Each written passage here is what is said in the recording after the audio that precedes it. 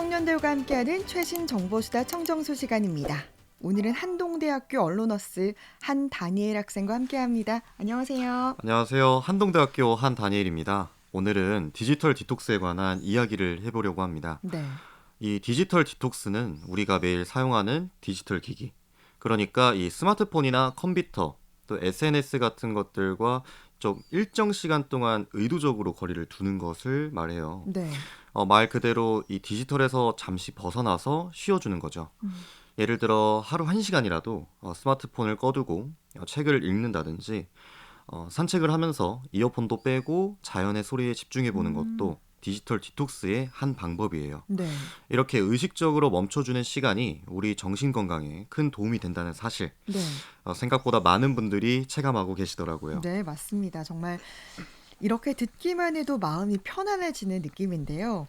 이런 디지털 디톡스 언제부터 왜 사람들의 주목을 받기 시작한 걸까요? 이 디지털 디톡스가 관심을 받게 된 건 이 디지털 기기의 보급률이 거의 100%에 이르면서부터예요. 네. 특히 코로나19 이후 온라인 수업과 재택근무로 인해 온스크린 시간이 급증했죠. 네. 하루 평균 스마트폰 사용 시간이 4시간을 넘는다는 통계도 있고요. 음. 이런 환경에서 많은 사람들이 두통, 눈피로, 그다음에 집중력 저하를 호소하기 시작했고 네. 자연스럽게 잠깐이라도 꺼내자는 움직임이 생긴 거예요. 네. 미국에서는 내셔널 데이 오브 언플러깅, 이 전국적인 언플로그팅의 날이라는 이 디지털 쉼 캠페인이 있고요. 우리나라에서도 요즘 2030 세대를 중심으로 주말 무폰데이 같은 자발적 실천이 오. 늘고 있습니다. 자발적 실천이 늘고 있다. 참 재밌네요. 요즘은 특히 이 MZ세대가 디지털 디톡스에 관심이 많다고 하는데 사실은 원래 디지털에 굉장히 익숙한 세대잖아요. 그렇습니다. 그런데 앞서 얘기했듯이 자발적, 오히려 거리를 둔 이유가 뭘까요? 이게 정말 흥미로운 부분이에요. 네. MZ세대는 또 태어날 때부터 이 디지털과 함께 자란 디지털 네이티브잖아요. 네, 그렇죠. 그런데 오히려 이 그만큼 디지털의 피로도와 부작용을 민감하게 오, 체감하게 됩니다. 그렇군요. 이 SNS를 통해 타인의 삶을 끊임없이 비교하게 되고 음, 항상 연결되어 있어야 한다는 그 압박감도 굉장히 크고요. 음, 그래서 나는 잠깐 쉬겠다는 선택을 더 빨리, 더 강하게 실천하는 거죠. 실제로 방송통신위원회 실태 조사를 살펴보면 네.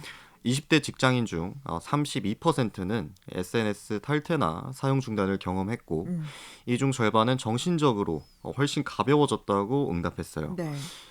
디지털 디톡스는 이들에게 단순한 유행이 아니라 이 정신 건강을 지키기 위한 도구예요. 네. 그럼 구체적으로 이 디지털 디톡스를 실천하면 어떤 좀 좋은 점이 있을지 몸과 마음에도 변화가 생기지 않을까요? 네. 디지털 디톡스의 효과는 정말 다양합니다. 네. 첫 번째로는 정신적인 안정감이에요. 알림이 울리지 않으니 불안감이 줄고 네. 또 지금 당장 반응해야 한다는 그 감박도 좀 사라지죠. 그렇죠. 실제로 하버드 대학의 연구에서는 스마트폰을 하루 2시간 줄인 그룹이 스트레스 지수가 25% 감소했다고 밝혔어요. 네. 두 번째로는 집중력과 생산성이 높아집니다. 이 뇌가 여러 가지를 동시에 처리하지 않아도 되니까 하나의 일에 더 깊이 몰입할 수 있게 되는 거예요. 네.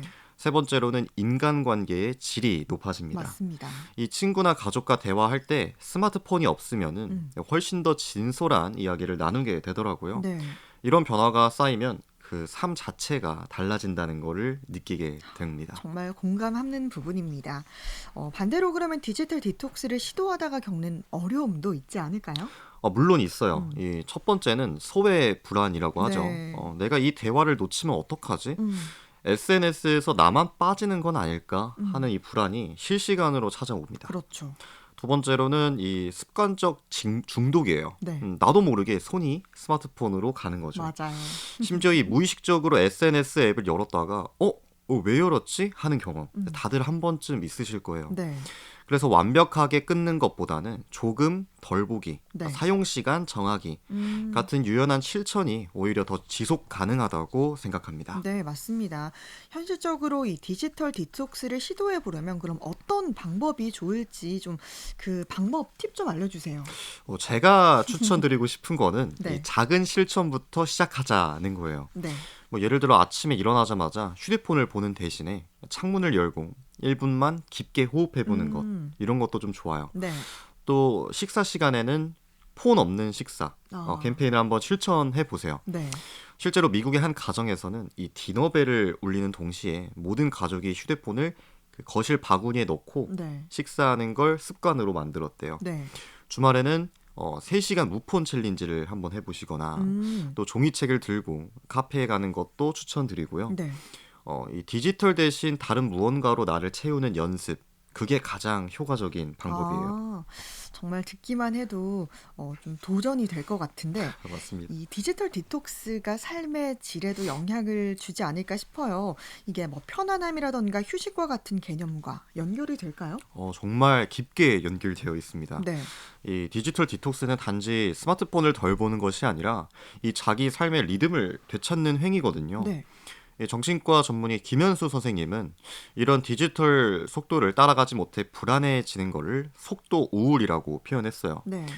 그런데 이 디지털 디톡스를 실천하면 잠깐이라도 속도를 늦출 수 있고 네. 나의 생각, 감정, 감각을 온전히 경험하게 되죠. 그게 바로 쉼이에요. 네. 이 명상 이런 것들을 하지 않아도 스마트폰을 끄고 커피 한 잔을 음미하는 네. 그 시간이 바로 편안함과 휴식이라고 저는 음. 생각합니다. 그렇죠. 진정한 휴식이죠. 저희가 이렇게 디지털 디톡스 관련 얘기를 하고 있는데 단일 학생은 디지털 디톡스 해본 경험이 있나요? 네, 최근에 토요일 무폰 데이를 친구들과 함께 실천해 봤어요. 네네. 아침 9시에 스마트폰을 모두 비행기 모드로 전환하고 네. 휴대폰 없이 종일 야외에서 시간을 보냈습니다. 네. 스마트폰이 없다는 사실만으로도 이 대화의 질이 달라졌어요. 네. 눈을 마주치고 상대방의 말에 더 음. 집중하게 되더라고요. 네. 또 점심을 먹으면서는 대화 주제가 점점 더 깊어졌고 산책 중에 그냥 풍경을 바라보면서 조용히 걷는 시간을 가졌어요. 음. 집에 돌아와서 느낀 건 이 하루가 제 삶에서 가장 여유롭고 좀 음. 깊은 시간이었다는 거예요. 네. 디지털이 없는 하루가 이렇게 충만할 수 있구나라는 것을 좀 경험하고 체감하게 네. 됐죠.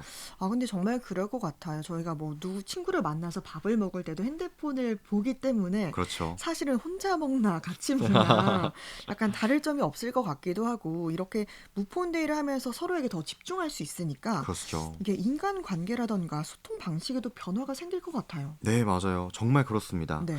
사실 우리는 대화 중에도 끊임없이 알림을 확인하거나 네. 또 상대방의 말보다 화면을 더 많이 보는 습관에 익숙해져 있어요. 맞습니다. 그런데 이 디지털 디톡스를 하면서 그런 중단 없이 이 대화를 이어가면 자연스럽게 상대의 말에 더 집중하게 되고 음. 또 공감도 깊어집니다. 네. 또 미국의 심리학 박사 이 루시조 펠러디노는 디지털 기기가 없는 식탁은 공감 능력을 30% 이상 향상시킨다고 네. 했는데요. 이건 단순히 기기를 치웠기 때문이 아니라 우리가 온전히 그 자리에 존재하기 때문이에요. 음. 이 디지털이 주는 속도보다 관계의 깊이를 회복하는 순간들이 찾아오는 거죠. 네. 정말 요즘 기업이나 학교에서도 디지털 디톡스를 제도적으로 도입하는 사례가 있다고 하던데 이 부분도 좀 소개해 주세요. 네, 특히 북유럽 쪽에서는 이 디지털 디톡스를 조직 문화로 적극 도입하고 있어요. 네.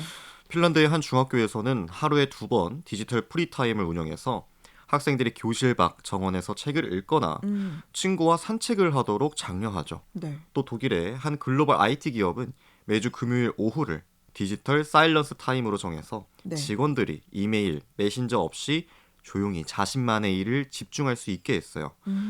이러한 결과적으로 업무 스트레스가 줄고 창의적인 아이디어가 더 많이 나왔다고 해요. 네. 개인이 아닌 공동체 전체가 함께 디지털 사용을 조절하는 흐름이 앞으로 더 강해질 거라고 저는 또 봅니다. 네. 그러면은 이 청소년들에게도 이 디지털 디톡스가 좀 필요하다고 생각하는지 어떻게 접근을 하면 좀 좋을까요? 오히려 가장 절실한 세대가 청소년일지도 몰라요. 네. 요즘 청소년들은 하루 6시간 이상을 스마트폰이나 너튜브 또 SNS에 쓰고 있는데요. 음. 이는 수면 부족, 학업 집중력 저하, 또 심리적 위축 등과 밀접한 연관이 있어요. 네. 하지만 강제적인 통제보다는 이 함께하는 경험이 중요해요. 네. 예를 들어 가족이 함께 하루 1시간 이 디지털 프리타임을 정하고 그 시간에 산책을 나간다든지 요리를 한다든지 하는 식으로요. 서울의 뭐 중학교에서는 무폰 아침 활동을 도입해 네. 아침 30분 동안 이 전교생이 스마트폰 없이 조용히 책을 읽거나 음. 또 명상을 하는 시간을 운영했는데요.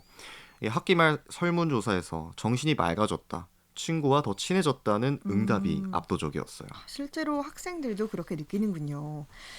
디지털 디톡스와 좀 비슷한 개념으로 디지털 미니멀리즘이라는 말도 들리던데 이건 좀 어떤 차이가 있습니까? 네, 디지털 디톡스가 단기적인 일시 중단이라면 이 디지털 미니멀리즘은 장기적이고 지속 가능한 생활 음. 방식이에요. 네.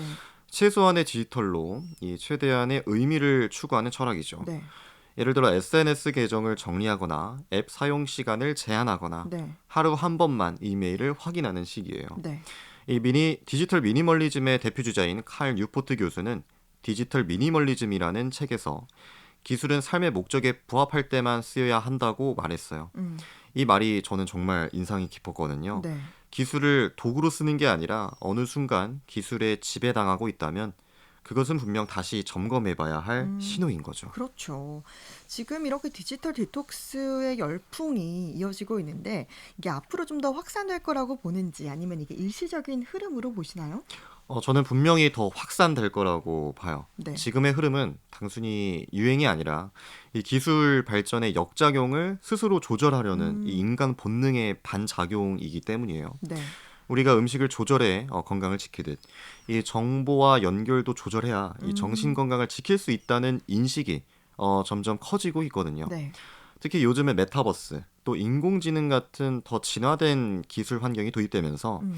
오히려 현실의 감각을 되찾고자 하는 욕구가 더 강해지고 있어요. 네. 그래서 디지털 디톡스는 일시적인 유행이 아니라 현대인이 자기를 지키기 위해 반드시 거쳐가야 하는 그 과정이 될 거라고 저는 생각합니다. 네. 우리가 그럼 일상 속에서 디지털과 좀 더 건강하게 공존하려면 어떤 태도가 필요할까요? 가장 중요한 건 내가 선택한다는 주체적인 감각이에요. 이 음. 기술을 끊는 게 목적이 아니라 네. 기술과의 관계를 내가 조절하는 게 가장 그렇죠. 중요하죠. 네. 예를 들어 SNS를 하기 전에 나는 왜 이걸 열려고 하지? 라는 질문을 스스로에게 던져보는 거예요. 음. 습관적인 사용이 아니라 목적 있는 사용으로 바뀌게 되면은 네. 이 디지털은 삶을 방해하는 게 아니라 더 풍요롭게 만드는 도구가 됩니다. 네. 일상을 기술에 맞추는 게 아니라 이 기술을 내 일상에 맞추는 것, 음. 그것이 바로 디지털 시대의 건강한 공존이라고 생각합니다. 네. 그러면 이 디지털 디톡스 이걸 실천할 때 좀 재밌고 창의적인 방식이 있다면 소개해 주세요. 네, 요즘 MZ 세대는 또 챌린지 문화에 그렇죠. 익숙하잖아요. 네. 그래서 무폰 피크닉, 또 SNS 미리 알림 꺼두기 챌린지, 네. 주말 SNS 로그 아웃 하기 등 이런 것처럼 좀 가볍고 유쾌한 방식으로 디지털 디톡스를 실천하는 분들이 좀 상당히 많습니다. 음. 또 메신저 대신 아날로그 편지를 주고받거나 네. 종이 다이어리를 써보는 것도 색다른 경험이 될 수 있어요. 네.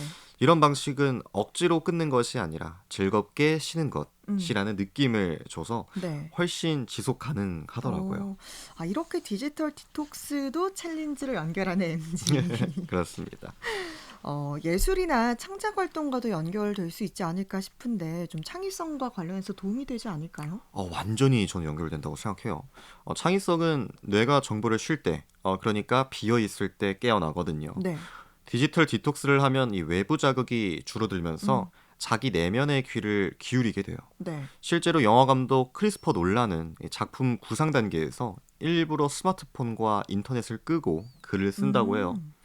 창작이라는 건 연결이 아니라 이 몰입의 예술이잖아요. 그렇죠.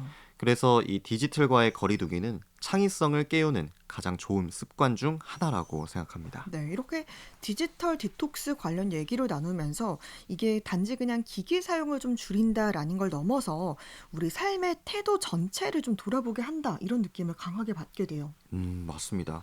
이 디지털 디톡스는 결국 나의 시간 감각, 또 관계 감각, 음. 집중 감각을 되찾는 일이에요. 네. 그건 단지 스마트폰을 내려놓는 것에서 끝나지 않습니다. 나는 어떤 자극에 익숙해져 있지? 음. 내가 진짜 집중하고 싶은 건 뭘까를 되묻는 일. 그게 바로 본질이라고 생각해요. 네. 디지털 디톡스는 우리 삶의 속도를 조절하고 방향을 조정하게 해주는 그 나침반 같은 역할을 한다고 저는 또 생각을 합니다. 네. 정말 많은 분들이 또 공감하고 또 도전해보고 싶은 마음이 저처럼 많이 들었을 것 같은데요. 마지막으로 우리 청취자 분들에게 한마디 해주신다면 어떤 얘기 하시겠어요? 네, 일단 디지털은 분명히 우리 삶을 편리하게 만들어줬지만 때로는 그 편리함이 우리를 더 피곤하게 만들기도 합니다. 음. 그래서 가끔은 멈춰도 괜찮아요. 휴대폰을 내려놓고 나를 들여다보는 시간을 한번 가져보시길 바랍니다. 아주 짧은 시간이라도 좋습니다. 그 고요함 속에서 진짜 중요한 생각, 진짜 나다운 모습이 다시 떠오를 거예요. 오늘 이 대화를 듣고 있는 여러분께서 오늘 하루 10분이라도 디지털에서 벗어나 내 마음을 만나는 시간을 가져보시길 바랍니다. 네. 오늘 청년들과 함께하는 최신 정보수다 청정수 디지털 디톡스 관련 소식 살펴봤습니다. 한동대학교 한다니엘 학생이었습니다. 고맙습니다. 감사합니다.